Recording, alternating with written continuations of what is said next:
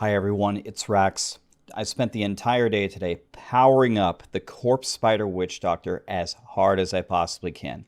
I rerolled my gear over and over and over. I got full augments. I only got my legendary gems to level 25 because I just don't have it in me to do 10 million speed GRs to level them up. But this is essentially a fully powered Witch Doctor at 1200 Paragon, strong as you can get, with the seasonal buffs, with the best soul shard that I could make in my helmet and my weapon. And we're going for the highest Corpse Spider Witch Doctor clear that's available. So we opened up 127, and let me explain to you how the build works while pushing and talk to you about how really the gems, the soul shards, I mean, are what's really carrying me here. So first of all, I have my Sacred Harvester, which is giving me 10 stacks of my Soul Harvest. The Soul Harvest is really there to keep me alive. Okay, so you notice I keep those 10 stacks up. You just saw that whole room explode. I'll explain that in a second. We got Big Bad Voodoo, so we can deal more damage. Spirit Walk is mandatory because while you're Spirit Walking, you deal more damage. And it also allows you to traverse very bad maps. See all these really bad maps that I don't want to do? I just run straight on through them. So now I'm thinking about, all right, what am I going to do with this conduit here? By the way, this is the last GR key that I had, so we went for the top clear here. So it's a do or die here. And so I got the conduit. We're going to bring it back, but let me continue explaining the build real quick. Locust Swarm is needed because you need to have the Locust Swarm active to apply your buff so you deal more damage. So that's required. And then Corpse Spiders, obviously that's what's dealing our damage. I'm using Leaping Spiders. Some other people on the leaderboards were using Widowmakers. Leaping Spiders can jump to other targets, which, you know, if you misplace them, then they'll jump over there.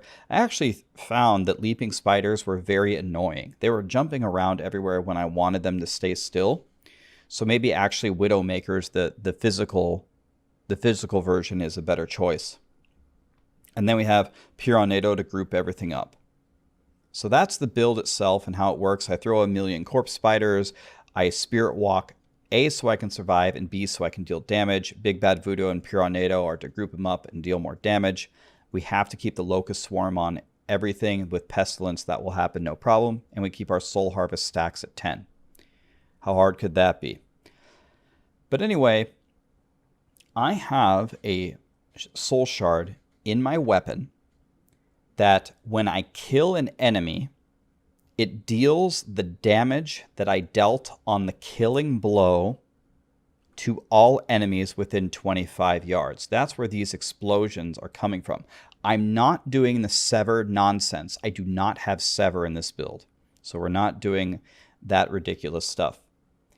But it seems to me that something very strange is happening with this gem.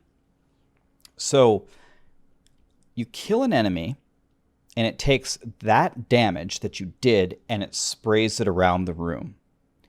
Sometimes it seems to do absolutely nothing, and sometimes it seems to blow up the entire room, as you'll see here, especially on the next map. You are not going to believe what I'm able to do with a power pylon when I use that gem. We are going to flatten a festering woods in 1 millisecond.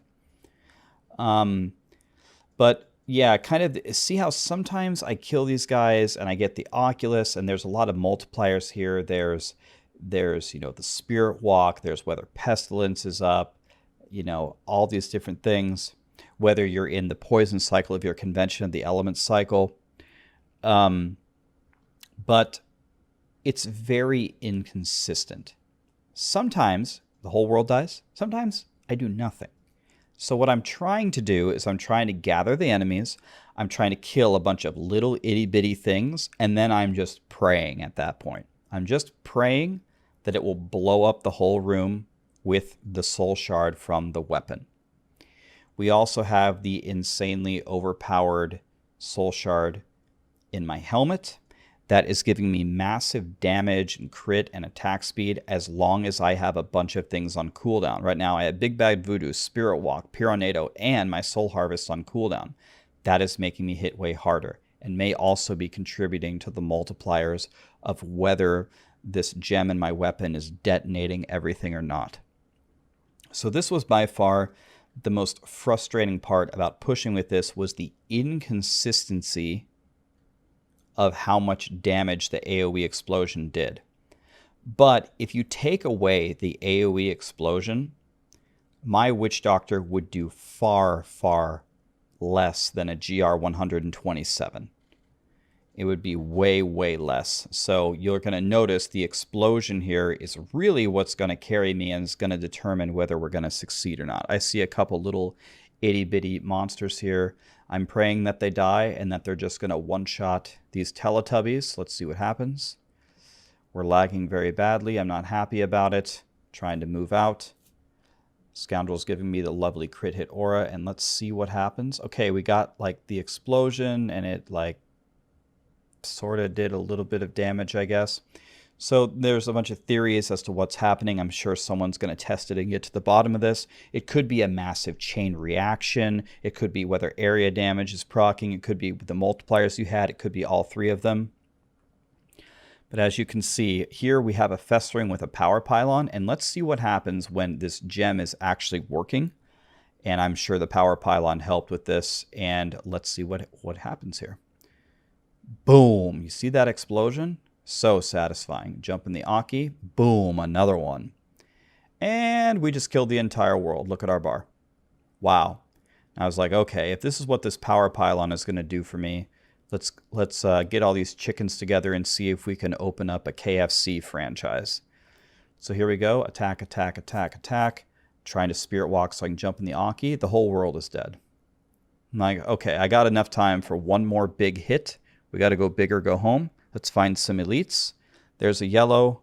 We apply our debuff. There's two more yellows. I was like, okay, I have to get this explosion off while I still have my power pylon. The problem is I'm procced and all of my cooldowns are down. So I'm spamming my corpse spiders as hard as I can, trying to kill one little thing. Please give me the explosion. Okay, I didn't get it, but I got an Aki.